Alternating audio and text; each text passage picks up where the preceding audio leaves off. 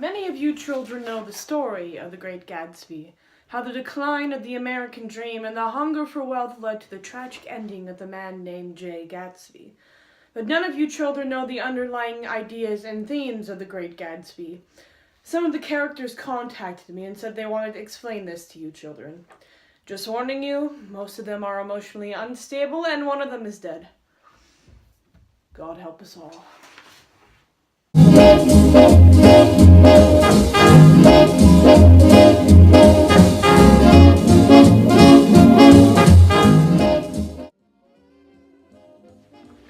I once knew Gatsby.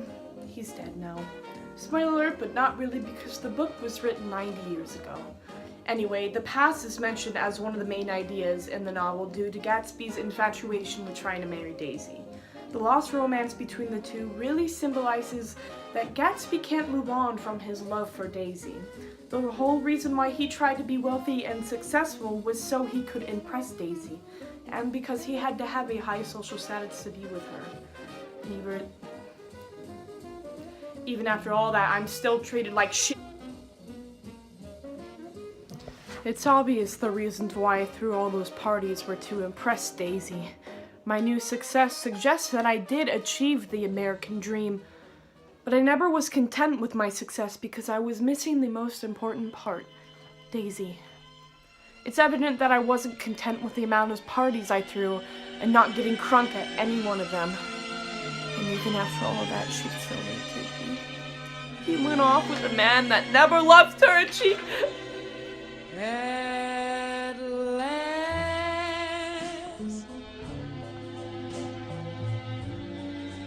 my love has come along.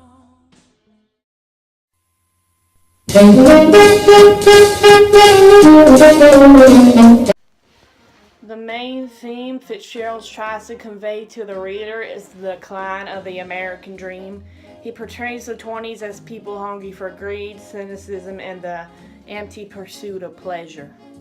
It's shown in Gatsby's parties that the money and social statuses were more important to people than achieving noble goals. Are we done? Yeah, I gotta go act like I care about my wife and daughter real quick. Wait, which I love very much, by the way. Yeah, I'm gonna go bathe in my own money.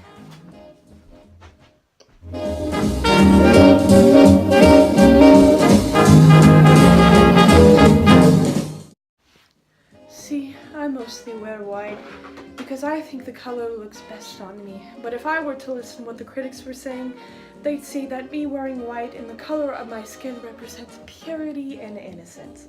Quotes such as my white neck and my white girlhood represent my purity and innocence.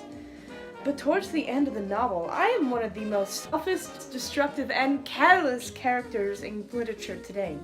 Maybe that makes the point that even the purest characters in the novel are correct. Or some say I was innocent in the beginning, but changed at the end. Doesn't matter. I'm still perfect.